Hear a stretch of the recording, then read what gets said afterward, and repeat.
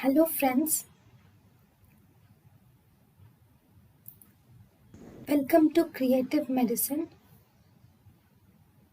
In this lecture, we will learn about in criminal cases, conduct money is paid by no conduct money is given for criminal cases. It is only given for civil cases. Actually, no conduct money is not paid in criminal cases while serving the summons.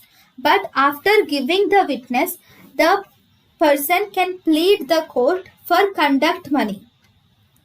If a witness is government employee, then court gives an attendance certificate. With the help of the attendance certificate, he can claim the conduct money from the institution.